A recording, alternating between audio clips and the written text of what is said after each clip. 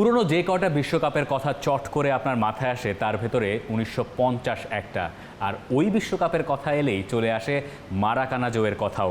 ব্রাজিলের কুখ্যাত বা বিখ্যাত সেই হারটাই তো এই বিশ্বকাপের মূল উপজীব্য, তাই না? কিন্তু দ্বিতীয় বিশ্বযুদ্ধের পর একটা বিশ্বকাপ আয়োজন যে কত বড় চ্যালেঞ্জ ছিল সেই ইতিহাসটাই তো অনেক সময় ঢাকা পড়ে যায় মারাকানা জয়ের ইতিহাসে। যুদ্ধ তো শেষ, কিন্তু যুদ্ধ কি আসলেই শেষ? পৃথিবী তো তখন কেবল প্রবেশ করেছে কোল্ড ওয়ারের যুগে।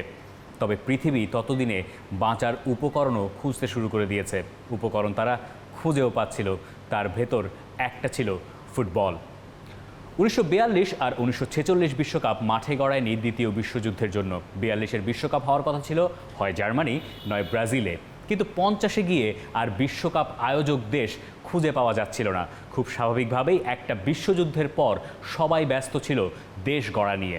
5+ স্টার রেটিং প্রাপ্ত দেশের সর্বোচ্চ বিদ্যুৎ সাশ্রয়ী ওয়ালটন এসি। স্মার্ট কমফোর্ট এখন নেক্সট লেভেলে। ৫০-এর বিশ্বকাপের আগে জার্মানি তখনও বিভক্ত। জার্মানির বিশ্বকাপ আয়োজনের কোনো সুযোগই ছিল না। এক পাশ রেড আর্মি, অন্য পাশ মিত্র বাহিনীর অধীনে।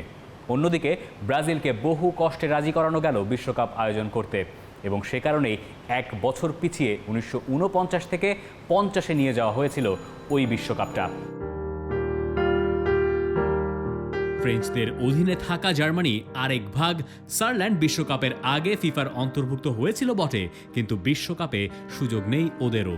পূর্ব ইউরোপ তখন কমিউনিজমের ঝান্ডা ওড়াচ্ছে।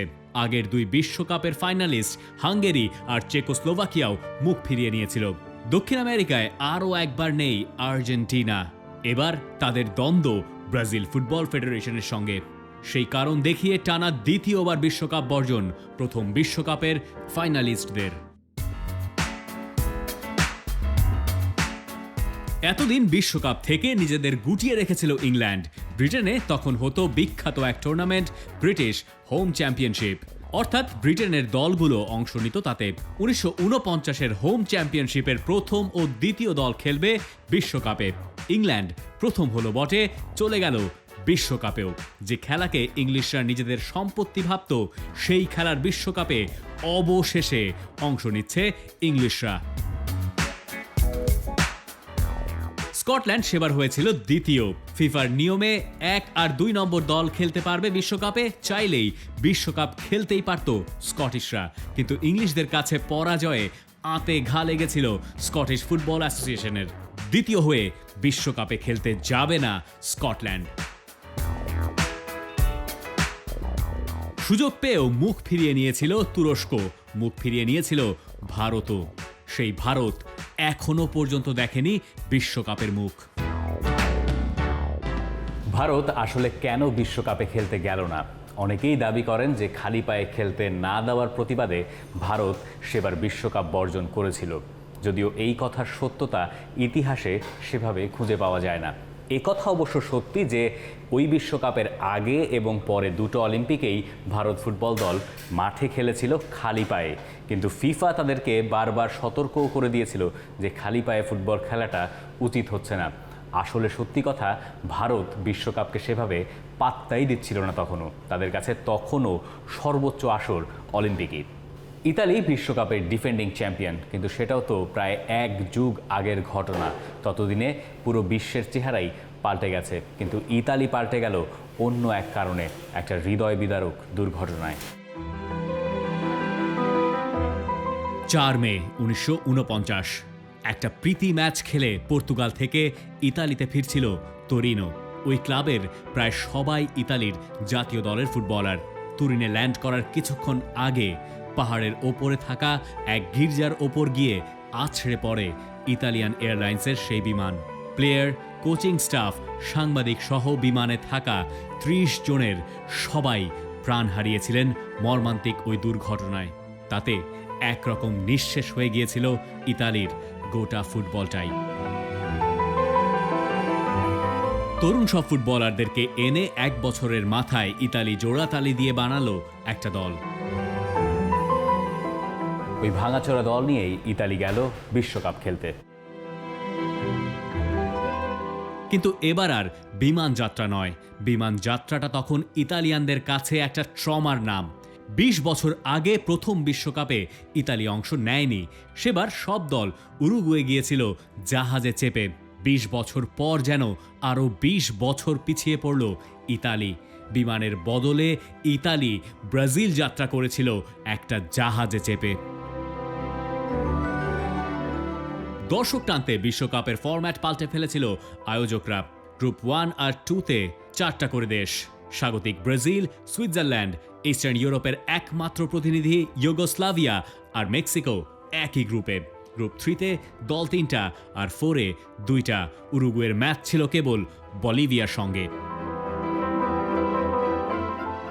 4 গ্রুপের 4 চ্যাম্পিয়ন পাওয়া গেল এবার। Uruguay, Brazil, Sweden, Spain. এবার সবাই খেলবে সবার বিপক্ষে। রাউন্ড রবিন পদ্ধতিতে বেশি পয়েন্ট পাওয়া দল হবে চ্যাম্পিয়ন। উরুগুয়ে প্রথম ম্যাচে স্পেনের সঙ্গে খেলো হোঁচট। ওদিকে সুইডেনকে 7-1, স্পেনকে 6-1 গোলে উড়িয়ে ব্রাজিল তখন গ্রুপ টপার। শেষ ম্যাচ উরুগুয়ের সঙ্গে, যারা খুঁড়িয়ে তখনও টিকিয়ে রেখেছে শিরোপার স্বপ্নটা। গ্রুপের ব্রাজিল উরুগুয়ের ম্যাচটা এবার হয়ে গেল ফাইনাল। মারাকানাজো ব্রাজিলিয়ানদের কাছে কেন এত হৃদয় বিদারক সেটা একটু জানা প্রয়োজন, তাই না? বিশ্বকাপের আগের বছরই ব্রাজিলে হয়েছিল কোপা আমেরিকা।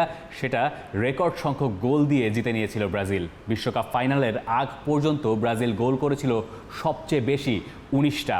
তাদের প্রতিপক্ষ উরুগুয়ে খেলতো মূলত কাউন্টার অ্যাটাকের ফুটবল এবং ইফেক্টিভ ফুটবল তারা খেলতো, কিন্তু সেটা সেভাবে ঠিক জনপ্রিয় ছিল না। ব্রাজিলের অ্যাটাকিং ফুটবলের সামনে কোনো দলই আদতে দাঁড়াতে পারছিল না। ব্রাজিলিয়ান পত্রপত্রিকাগুলো তারা মনে মনে বিশ্বাস করে ফেলেছিল এই দলটাই হতে যাচ্ছে চ্যাম্পিয়ন, এবং তাদের ওই বিশ্বাস থেকেই তারা দিয়েছিল শিরোনাম যে চ্যাম্পিয়ন ব্রাজিল। এবং ব্রাজিলের জনগণ সেটা খুব ভালোভাবেই মেনে নিয়েছিল, কারণ তাদের সামনে অনেক রকম প্রমাণ, তথ্য উপাত্ত ছিলই। রিওর মেয়র তিনি অবশ্য ছিলেন এক কাঠি সরেশ। তিনি 22টা সোনার মেডেল তৈরি করে রেখেছিলেন। তিনি ভেবেছিলেন এই সোনার মেডেল দিয়ে বরণ করে নেবেন চ্যাম্পিয়নদের। মঞ্চ প্রস্তুত ছিল, নায়করাও প্রস্তুত ছিলেন, কিন্তু মারাকানা পরে হয়ে গেল শ্মশানঘাট। অফিশিয়াল অ্যাটেন্ডেন্স আলাদা, তবে ধারণা করা হয় মারাকানার ওই ফাইনালে আসলে মাঠে উপস্থিত ছিলেন প্রায় 2.25 লাখ সমর্থক। ম্যাচের শুরুটা হলো অনুমিতই। ব্রাজিল আক্রমণ করে, গোলের সম্ভাবনা তৈরি হয়, কিন্তু গোল আর হয় না। অপেক্ষার অবসান দ্বিতীয়ার্ধের 2য় মিনিটেই। কিন্তু গোল করেই কেমন গুটিয়ে গেল সেলেসাওরা। ম্যাচ ধীরে ধীরে হাত ফসকে যেতে শুরু করলো। 66 মিনিটে গোল, সমতা স্কোর লাইনে 1-1। এরপর 79 মিনিটের গল্পটা আপনি হয়তো জানেন। আলসিদেস ঘিঘিয়ার নিচু শটটা কেমন করে মিস করে গেলেন ব্রাজিল গোলকিপার বারবোসা। মারাকানা ছাপিয়ে গোটা ব্রাজিলকে স্তব্ধ করে, হতবিহ্বল করে আরও একবার বিশ্ব চ্যাম্পিয়ন দলটার নাম উরুগুয়ে। সেই মারাকানা এখনো কাঁদায় ব্রাজিলকে। উরুগুয়েকে ম্যাচ জেতানো ঘিঘিয়া পরে একবার একটা ইন্টারভিউতে গর্ব করেই বলেছিলেন মাত্র 3 জন লোক মারাকানাকে স্তব্ধ করতে পেরেছে। একজন পোপ, আরেকজন ফ্রাঙ্ক সিনাত্রা, আরেকজন তিনি নিজে। ওই গোলে ব্রাজিলকে একটা ফুটবল কারবালার গল্প উপহার দিয়ে গিয়েছিলেন ঘিঘিয়া, এবং ওই গোলে দায় ছিল গোলকিপার বারবোজার। ওই বারবোজা পরে হয়ে গিয়েছিলেন ভিলেন। ব্রাজিলে যাবজ্জীবন কয়েদিও 30 বছর সাজা খাটে। এরপর আরও 50 বছর বেঁচেছিলেন বারবোসা, কিন্তু পুরোটা সময়ই হয়েছিলেন আসলে একঘরে। ব্রাজিল ওই বিশ্বকাপ শেষে পাল্টে ফেলেছিল তাদের অপয়া জার্সিটাও। সেই জার্সির গল্প পরের বিশ্বকাপের গল্পে, 54 বিশ্বকাপের গল্পে। For more updates, subscribe to our YouTube channel and click on the bell icon. Follow us on Facebook and Instagram. Download T-Sports app to enjoy exciting games and highlights. Visit tsports.com.